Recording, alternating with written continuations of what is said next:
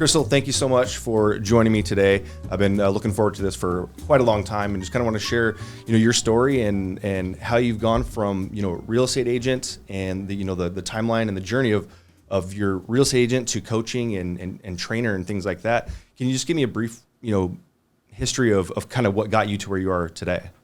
Absolutely. So I started in real estate in high school. My mother was a real estate agent, and on the weekends I would help her do open houses. Back then it wasn't as big of a deal as it was now. I would show homes and laugh and cut up with people, and that's really when I started learning how important getting to know somebody was, really before you start selling them, right? You have to find out what they're wanting, what they're looking for, and what hits their buttons, right? So my mom and I sold real estate for, I guess, about 10 or 15 years, and then she retired, and I continued selling. And I watched my mother actually change from a real estate agent to a mentor to really a coach. And even back then, we didn't really call it a coach. Mm-hmm. She just helped us all out be better at what we were doing, learning about how to talk to people. Really, because a lot of people think that when they get into real estate that it's not a sales job, and that's the furthest thing from the truth. We are salespeople, but people do not like salespeople.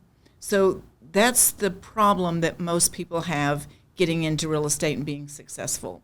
They don't realize that they have to hone their skills as a salesperson along with their real estate skills. Mm-hmm. So I've been doing this now since 1980. And along the way, I decided that, like my mother, it was time for me to start mentoring and coaching. And it just kind of was a natural step.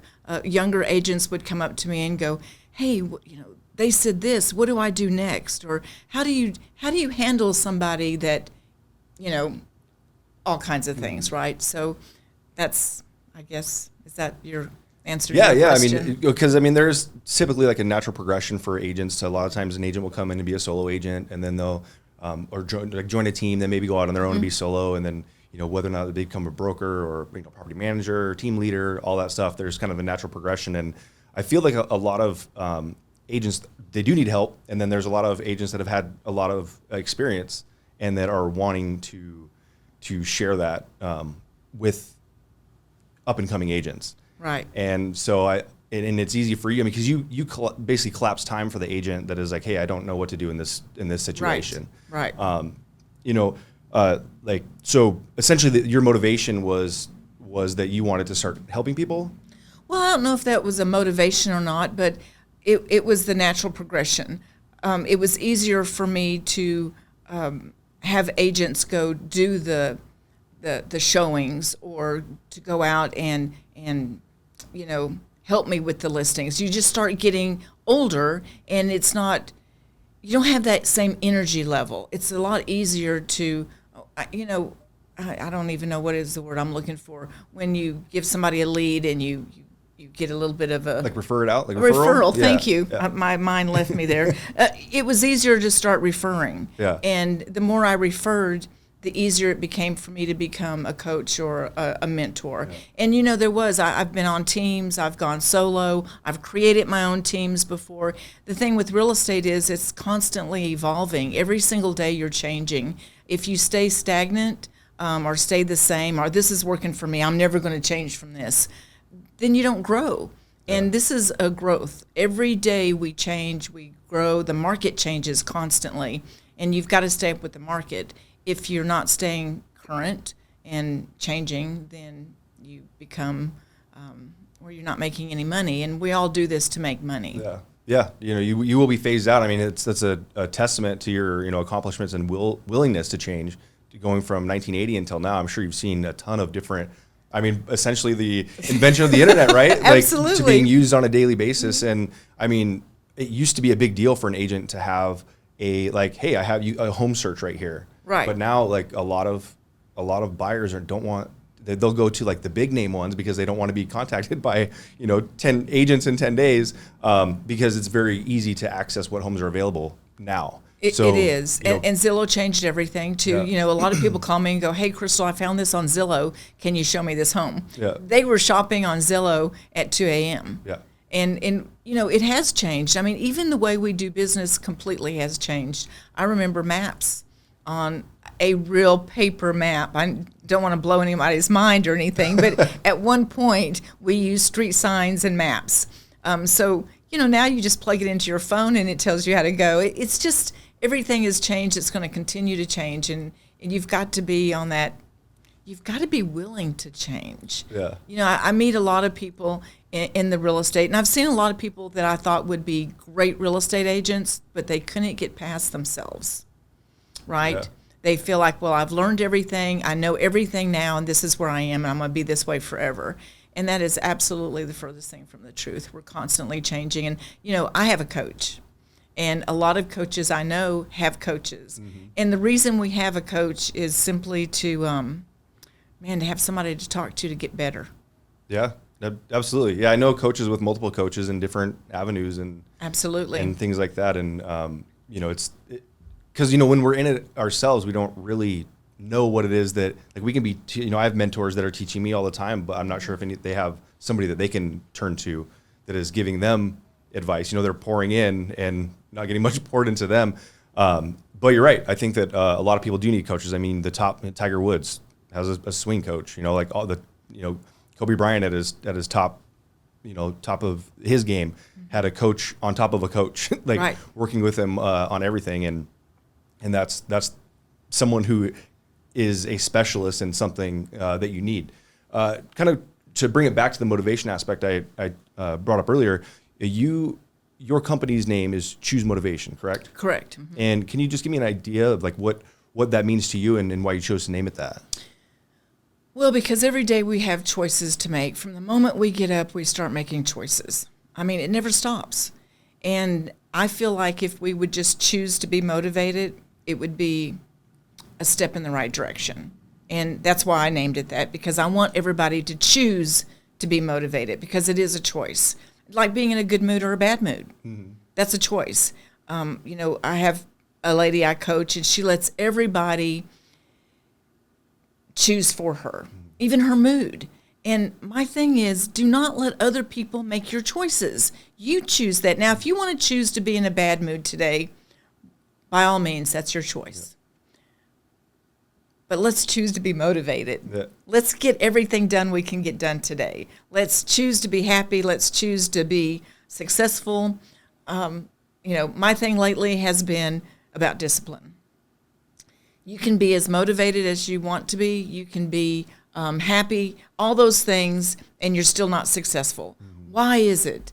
I see those people that aren't successful, it's a discipline.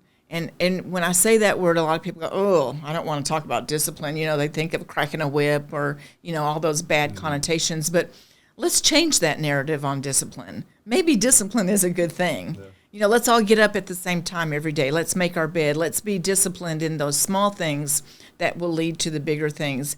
And the most successful people are people that follow a schedule. They're disciplined. They know what they need to do, and they do it before they do the fun things, yeah. right? Because we all want to do the fun things. We want to kick off our shoes when we get home and watch, mindless TV to calm down, to bring us back to that. Mm-hmm. But if we're not disciplined in getting our things done before we tune out and tune off, then we're never successful, and we're complaining about it. I hear people all the time tell me, and in my coaching sessions, oh, I'm just, it's maybe this isn't for me, or they just wham, mm-hmm. Whine. And it goes back to, are you doing the things that you need to do to be successful? And most of the time they're not. They're just not disciplined enough. And I don't know if that starts at home when you're a child and did your parents give you, and when I say discipline, I don't mean cracking a whip. Yeah. I mean disciplined in our thoughts and our actions. Did they give that? Did they set that up for you? And then, oh, no, they didn't. Well, you know what? Let's don't blame them anymore, because now you're in charge and you're your ruler. Yeah. You're your own king or queen of your sandbox. And are we going to be disciplined? Are we going to choose to be motivated, choose to be disciplined in our daily habits? Yeah. And it goes back to, it's a habit as well. Do you want good habits or bad habits? Yeah. No, I agree 100%. And I find myself struggling with that as well. Like, recently I've been talking with a mentor of mine. And it's like, you got to be disciplined, got to be disciplined. But I've found also that the motivation without discipline can kind of be a distraction because you get super excited about what you're going to do. And I'm going to do this. And you're right? like, oh, I'm going to I got so much energy right now. I'm going to get to it. And then 2 hours later, you're like, I haven't got to it yet. Right. And then now it starts back to day one. One thing I do want, have you ever read the book, Psycho-Cybernetics? I don't believe I have. Okay, so I was recently recommended this book, and 30 minutes into it, like my mind was kind of blown, and I was actually listening to it on the way here as well. And when you're talking about a choice, I actually did this test on the way here to a couple of friends of mine that I text them, but he was talking about like the choice. Like most people, if they have a scar on their face, like that affects their confidence in one way or another. But he said if you had a scar on your face that maybe you were born with, then you might be more likely to lack confidence. But in Germany, they were like fencers, and a scar on your face was like a sign of strength that you were in a fight. So I decided to text a couple friends of mine today on the way here, and I said, would a scar on your face affect your confidence? And he said, well, how big's a scar? Which I just said big. Mm-hmm. And then he said, well, my brother-in-law has one. I said, does that affect his confidence? And he said, no, not at all. And I said, how did he get it? And he said, I can't remember, but I think it was from beating someone up. So it wasn't from getting in a fight. He has a positive and a winning like association with it. Mm-hmm. But the reason I bring that up is talking about choice is you can choose to be like, oh, I have a scar on my face and be upset about it. Or you can choose to be like, yeah, I got this from, I did something. A badge brave. of honor. Yeah, a badge of honor, exactly. So when you say the choose motivation aspect of it, that's where, that's kind of where I tie that into a little bit. What do you think is the biggest challenge for agents right now that maybe need a coach, or at what point do you think they need a coach? So I believe that we always need a coach from the very beginning, a mentor, a coach, to help guide us, right? To get us to the path that we know, especially if they've already taken the path and they know the path. Why would you not follow someone along that path to make it easier? Because, a lot of people, I talk to them about needing a coach. Oh, Crystal, I don't need a coach. I know where I'm going. Those people are brave. Mm-hmm. They are wiping that path for themselves all by themselves. How much further along that path would they get if they had somebody to say, hey, watch out for the brambles, they're up ahead? Or, hey, there's a big limb up there. You're going to have to jump over it or go underneath it. Start preparing for it now, instead of just walking up to it and finding it, right? They're going to have to stop, think about it, and find out which way to go. Well, with the coach, you kind of have someone to say, up ahead, keep your eyes open. This is something that you're going to experience. Mm-hmm. Let me help you get through it faster. So at the end of the day, how much further along would you get and be successful and be able to maybe retire earlier than you thought you would be able to? Do you want to work till 65, or do you want to work till 45, or do you want to work forever till 75? A lot of people want to quit earlier, especially when you start getting older and you start seeing friends and family and people that you think were going to live forever die at 60 or 65, and you're like, whoa, they didn't have any time to play. I want to play. Yeah. So if I'm going to play, I better get a coach and get done through this field just a little bit faster to get where I need to go. So I think that for me, hit 62 this year and was like, okay, I'm seeing this, but I'm also seeing younger people that are struggling. Because when you're 35, 45, you think you're going to live forever, and what you're experiencing right now is going to be there forever. But I have heartbreaking news for everybody. It changes, and everything changes on a dime. And if you're not prepared and ready to go and to be to that final point and maybe retire early or be able to take care of somebody in your family, or there's all kinds of things that can happen. And if you just get to that success faster, it's just so much nicer. Life is so much fun anyway, but it's just sometimes helps to have mentors. And have you ever talked to anybody that was really successful that did not have a mentor? No, not that I can think of. No. No. At least at some point throughout At what least they did. some Yeah. point. Yeah. And sometimes it's a parent or a grandparent or an aunt or an uncle that was successful in the field that helped them. But I don't know of anybody that I've ever talked to that was very successful that didn't have some sort of that leg up.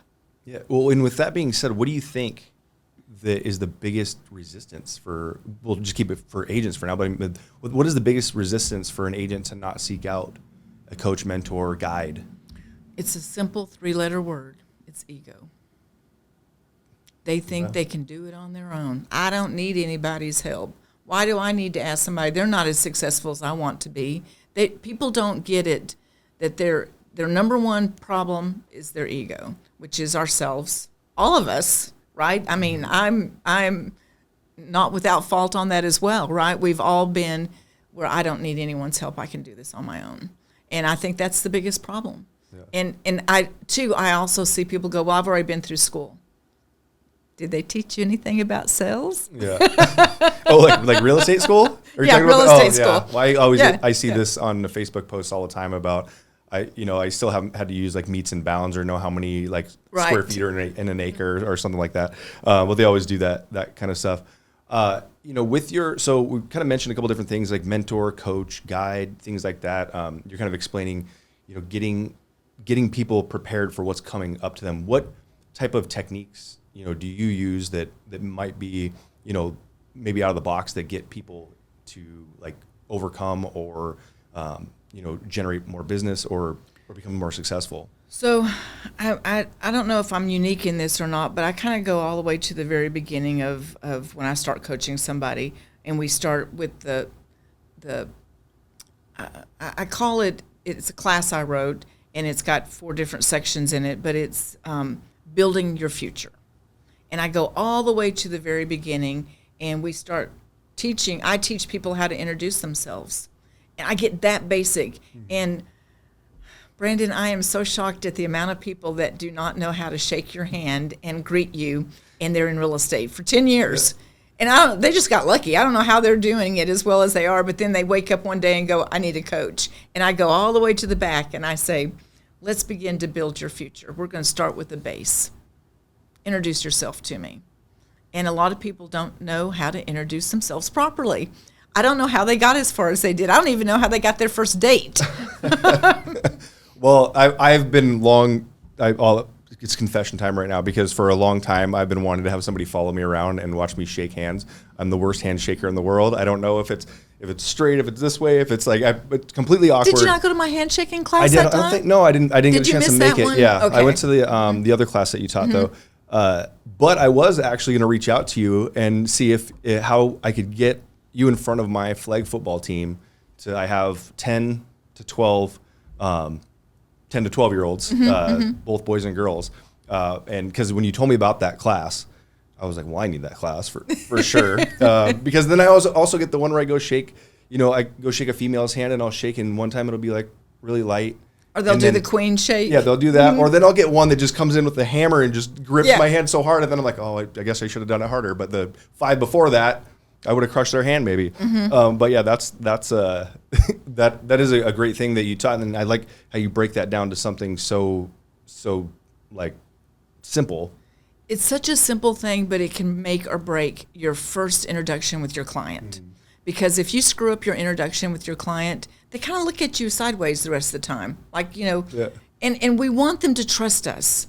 And that first handshake, if you do it properly and the right way, they trust you right there at the start. And that's where we want them to be. We want them to trust us. And, I know it's hard. I've had customers before that thought we were best friends when we were done. I think that's important. I had to learn boundaries on that myself, but if we can get them to trust us as you trust your friends, then when you give them the advice and tell them the things, because in real estate, we've got to have really hard conversations. Mm-hmm. And it happens, it's going to happen. And if they trust you, that conversation goes a little bit easier because, they know that you're giving them the truth. Yeah. And this is what's happening, and I'm here with you. They know that. Yeah. And really does start with that handshake. I have to tell you a funny story really quick, not to digress, but I started doing the handshake when I had a group back in I guess it was the late 90s. My youngest son, we started a Roots and Shoots program with the Jane Goodall Foundation. Okay. And I was coming up with different things that I could teach the kids because they give you very loose guidelines just to love the earth type thing. But to love the earth, you have to love us.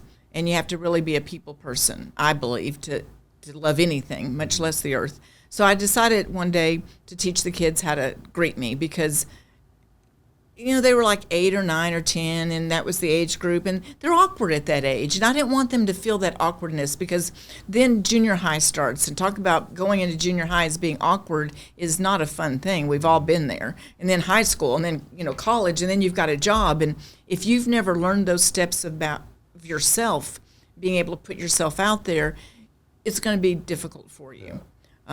So I started with them. I did the Roots and Shoots, and I'd have a line of kids, and then the school asked me to do it at the PTA meeting. And I had kids and parents even come up and going.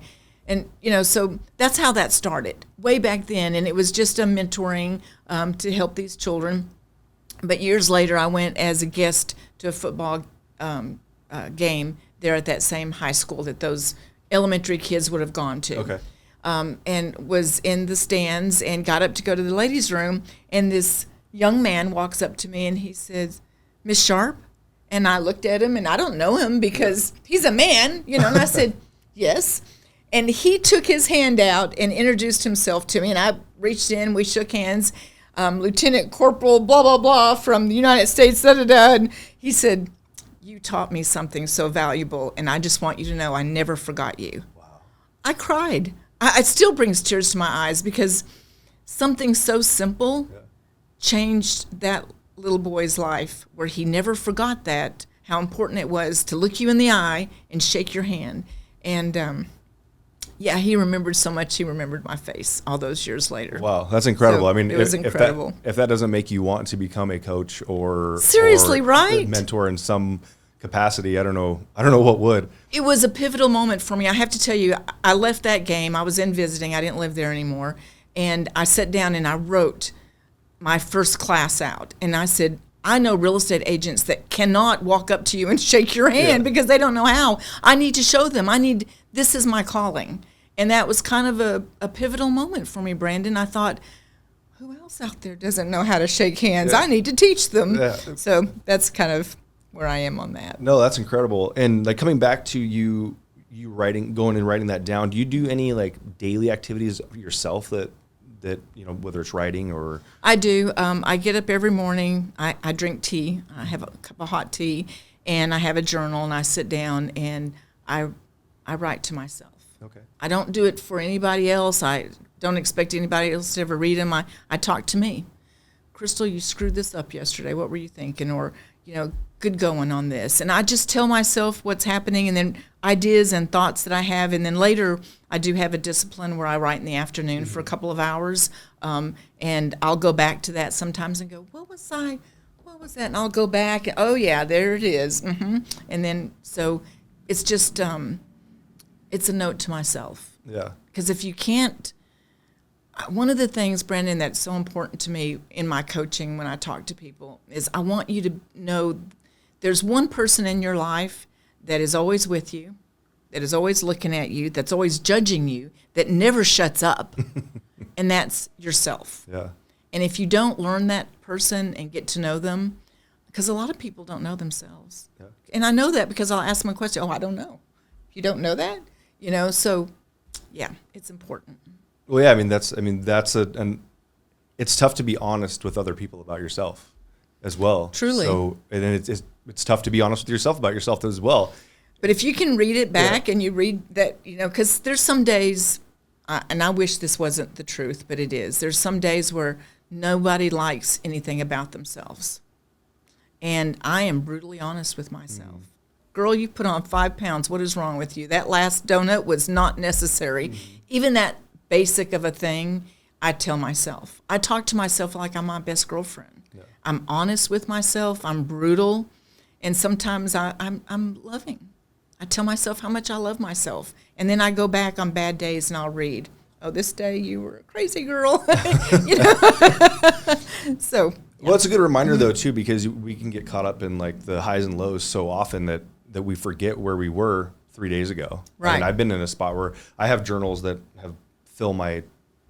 2 years ago, I went to when like Walmart was having a sale where it was like 25-cent binders. Me too. I went and bought 100 of them. Me too. Brought I them bought home. a box of them. Yeah, yeah, me too. Just because I'm always writing and it's funny because I'll go through some that I haven't seen in years and I'll pop through and be like, wait, you had that idea that long ago? Like, I know. Whatever happened to that? Me too. And why didn't you ever do anything on that, girl? Yeah. Yeah. What is wrong with you? And I think those things are important because we forget. It's real easy to forget how awesome we were last week. Yeah. Because those drunk monkeys are in our head are saying awful things to us. One of the things that I tell people when I coach them is have those inner voices, change the narrative to being your worst critic. Because a lot of us, I think we're raised that way, to be your worst critic. Yeah. What a terrible way to be raised. I want us all to be our best friend. Yeah. Very best friend. Because your best friend would never say that to you. Right. Because I'll tell myself things like, what is wrong with you? Yeah. And I'll just beat myself up, and then that narrative just, you start frowning, and then nothing is good, and nothing is happy in your world. That's not what we need. We need that voice to say, you did your best. Don't forget that was your best. Tomorrow you'll be better. What is it? That famous poet, Maya Angelou, Yeah. she says, do your best until you know better and then do better. Right? So that was a really important quote for me. I thought about it I still think about it. So, because, I've had people say, oh, I wasn't as good of a parent as I wanted to be. Well, you know what? You know better now. Now you can be better. You would never tell your child as they're learning, right? Yeah. You remember this, don't you? Yeah. You'll never tell your child as they're learning, you're stupid, you're an idiot, blah, blah, blah. Instead, what we're encouraging, well, you know what? You did that better today than you did yesterday. I bet tomorrow you'll even be better. Practice, practice, practice. You know how we just up them. What if we were doing that to ourselves? Yeah, no, that's a good point because they talk about the limit. Yeah, you talk about positive affirmations, like the negative ones can be just as effective. Even more so, right? Yeah. What is it? Stuart Smalley from Saturday Night Live, where he's like, "I'm good enough, I'm smart enough, and gosh darn it, people like me." From back in, I think it was the 80s or 90s. Yeah, I remember. But people make jokes about that, like it's not working. But then also at the same time, when you're saying, "Man, I'm a failure. I did this," like you will eventually become. I'm a firm believer of like what you put out is going to come back to you. So in that case, like even if you're not doing positive affirmations, maybe don't do the negative ones. So right? My son Weston, he wrote affirmations for me one day. And I absolutely love them. Those are my affirmations I do. And when I'm in a down spot, and we all get there, I'll just pull those out and I'll read them. And they're great things. They're like, I'm a doer. And I am. I'm one of these people that I would much rather do it than talk about it. If we make a mistake, guess what? We can fix anything. Let's just get it started. Let's just do it. And I've been pulled back many times for being a doer. Oh, no, Crystal, let's read the fine print first. Who needs that fine print? Let's just jump in. Let's just dive right in and get started. But in his affirmations he wrote for me, he wrote, I am a doer. I am a thinker. And when I read those, it just checks that a little bit for me. Because even though I know that about myself, it's not always the best thing. Yeah. And I know that. And so because of my affirmations, when I read them, I think, oh, yeah, that's right. I'm going to think a little bit before I do. And a lot of people I know are just thinkers. They're not doers. They think about something and they never do it. That's just as bad in the reverse. We don't want to just be a thinker. Yeah. Yeah. I mean, for a long time, I had this quote up on my wall that said, done is better than perfect. And absolutely. It was, and since then I've taken it down, and without that daily reminder, oftentimes I get caught into that overthinking. Okay, well, how am I going to do this? Well, what if we did it this way? And instead of just jumping right in and getting it done. So I definitely can feel you on that aspect. So it's the same thing with laundry. I seriously, laundry is one of those things. Yeah. Just do it. Yeah. It doesn't have to be perfect. Just fold it. Yeah. Right. Yeah. So. I'm terrible with laundry. I always finish with the towels. When I know I'm done, I'm like, finish with the towels. They're easy to fold.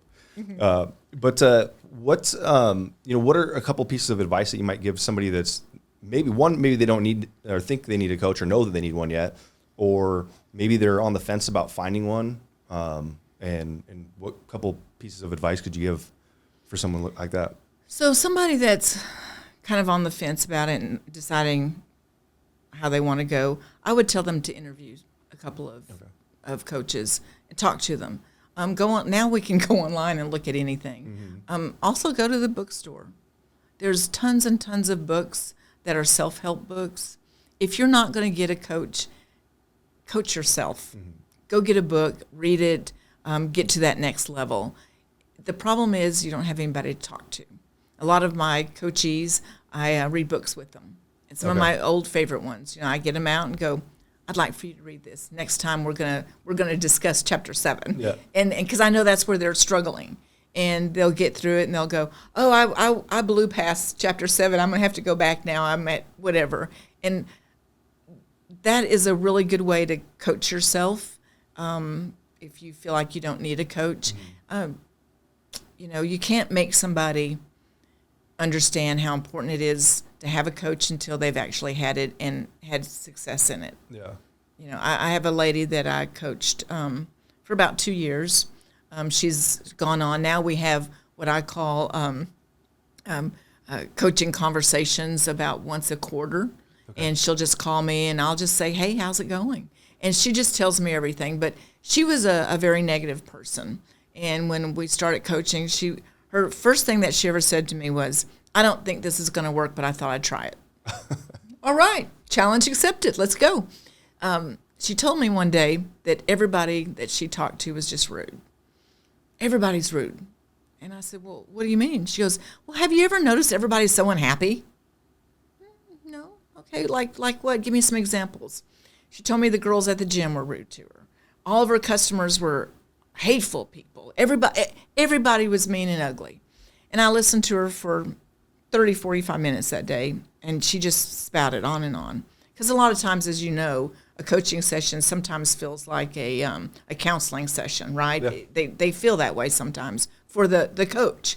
So she talked about how unhappy everybody is. Nobody even smiles at me, Crystal. And I went, well, you know what? I have a social experiment I want to try. Something that I've done for years and years and years. But I want you to do this social experiment. Everybody you see today, I want you to give them something. Oh, I don't want to give anybody anything. So I want you to give them a smile. It's free. Everybody you see, when you make eye contact with them, I want you to give them that big old smile, ear to ear. Make your ears lift up. Crinkle your eyes. She's like, I don't know if I can do that. And I looked at her and I smiled. I said, why not? She smiled back. I said, I want you to do this social experiment for me. The very next week, because we were having weekly sessions at that point, the very next week she gets on we actually did it on Zoom. She looked at me and she goes, I cannot believe you're brilliant. I'm like, I'm brilliant? How am I brilliant? She said, do you know that when you smile at people, they smile back? I said, yes, ma'am, I did know that. But now you do. Yeah. She got a date.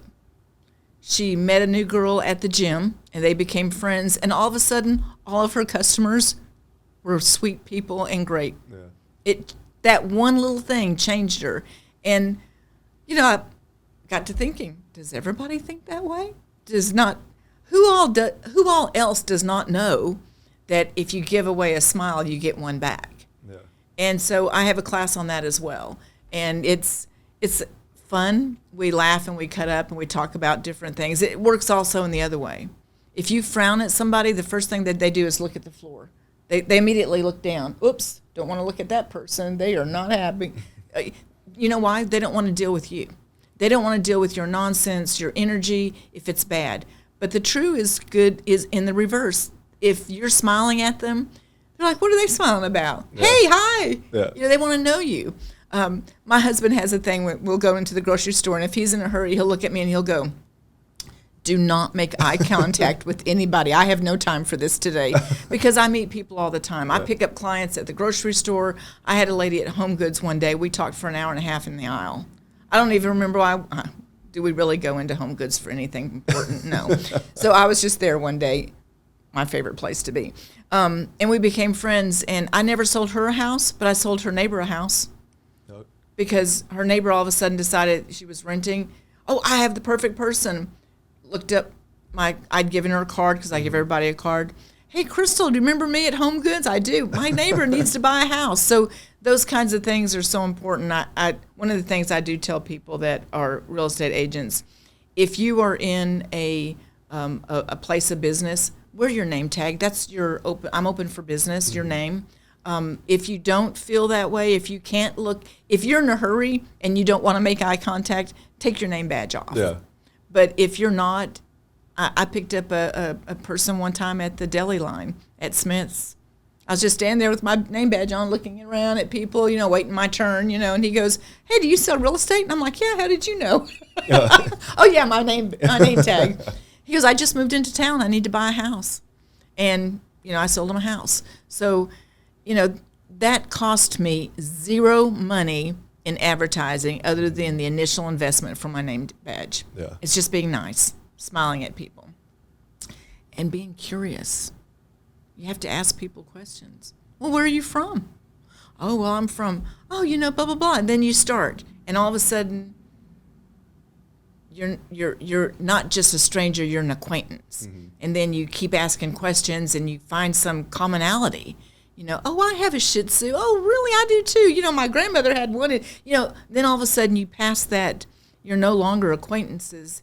You become friends. Mm-hmm. Even though it's not a deep friendship, they think of you more as a friendly person, right? So that's a progression that's very important in sales. Yeah, you can create that affinity with someone. You're not going to create that without getting to know them at all, asking them any questions at all. But if somebody wanted to contact you, do you do like a consultation call, or do you do anything like that, or where can people find you? Well, right now they can find me on Facebook, Crystal Sharp, Choose Motivation. My cell number 702-861-2918. And yes, I give my number out to everybody. I don't care. It doesn't scare me. It doesn't worry me. And do I get weird phone calls? No. I give my number out all the time, 702-861-2918. And then, of course, on Facebook. So that's where you can find me. That's where I live and hang out. I have no coaching clients right now, Brandon. And it's kind of weird. Kind of feels like it's almost like an empty nest thing. Yeah. Like I have no kids, no coaching clients, but I'm working right now on my book. Okay. I am writing. So you're doing a book, and aren't you also creating a course as well? I am. Okay. I am. So I'm doing my book and I'm writing my courses and just making them better. And when I get to a certain point, I start talking to brokers again about coming in and talking to them. But I had to just, my last coaching client, when we finished up our 3 months, I didn't even push for her to re-sign with me. I need this time to write. And I'm getting close. I'm probably, I'd say, 3/4 of the way finished. Okay. Been talking to a couple of publishers. Oh, it's very kind of nice. getting a little fun here, getting a little weird. I have my coach I have a writing coach. Okay. That's keeping me where I need to be and paving my path for me a little bit easier, giving me advice that I didn't even know about. I was unconsciously incompetent. Right, I didn't even know I didn't know that. Yeah. So that's always fun too, and that's what I tell people as well that don't have a coach. There's levels of competency. Your first level is you're unconsciously incompetent. You don't even know you don't know, and then you become consciously incompetent. You're like, mind blown. Now I know I don't know that, and then you become consciously competent. You're not in your stride. I know what I'm doing. Everything's good, Yeah. And then one day you wake up and you're unconsciously competent. And that's when you need to start looking at your next growth level, because you're going to get bored real soon. Or I always did. When I become unconsciously competent, it's like, oh, I can do this in my sleep. I'm not being challenged anymore. And if we're not being challenged and we're not attaining those next things, I truthfully, with all my heart believe that we never quit growing. And if we're not challenging ourselves, we grow stagnant. And I'm not ready to be an old lady yet. And I don't know that anybody's ready to be old. And I feel like you only become old when you quit doing stuff. Yeah. And you like that commercial, a body in motion stays in motion. Same thing with your brain. If you're not using your brain and doing new things and challenging yourself and telling yourself what you're doing wrong and right, and that's what my journal does for me. It tells me I can go back and read and know where I need to be pushing myself, because I can see myself going down in a rabbit hole. Yeah. You know, it's my own coaching for myself almost. Yeah. You know what I mean? So yeah, that's kind of. Well, awesome. So do you have a name for the book yet?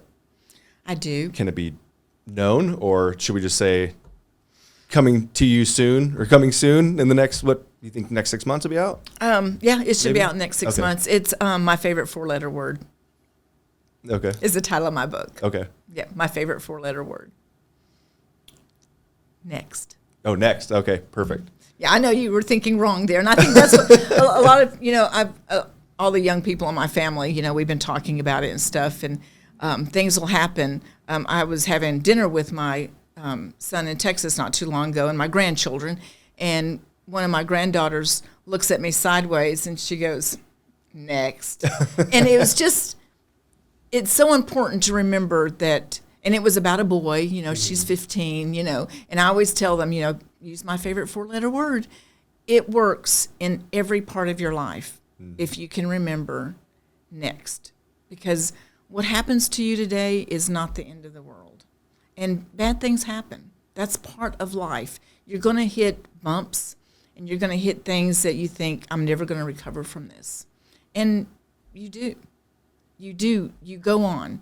There's a next, there's tomorrow. There's always a next. And it works in everything, especially and it started with me, I was having a class, and we broke, and the real estate agents come back in, and this one real estate agent, she's turned, and she's holding court is what I call it. She's the queen, and she's holding court to 4 or 5 different agents, and she's telling them about this customer that she had shown, I don't know, let's just say 20. I've shown them 20 homes, and what did they do? They went and bought a new one, and did they say my name? No, blah, blah, blah, blah, blah, blah. And I was standing there and listening, and she, and then she started again, telling the whole thing over, because she's holding court. Yeah. And finally I said, please, my favorite 4-letter word, next. And she turned around, she goes, what do you mean? I said, get over it. That customer, you lost that customer. For whatever reason, they didn't call you and tell you they were going to go look at new homes. It's happened to me before. Yeah. I don't like it. No one likes it. Next. You didn't win that person. Let's go on to the next one. Maybe you'll win the next one. Yeah. So that's where that whole thing started, and this has probably been, 7 or 8 years ago. And I started writing it then just in thoughts, oh, well, this, I like this. And then next thing you know, I've got a whole thing on it. And then, yeah. So now I'm kind of polishing up and trying to, the hardest part about writing is ending. Yeah. Is tying that whole thing up in a nice little bow at the very end. And that's my struggle right now, is my ending. Yeah. And my coach is helping me with that, in case anybody was wondering. Yeah. Right, next. Get on to the next one. So awesome, Crystal. Thank you so much for joining me today. It's been great. Thank you, and Brandon. I look forward to checking out that book next. Thank and you. hopefully in the next 6 months or so. So thanks again, and Welcome. keep changing lives out there. Thank you. All I right. appreciate you.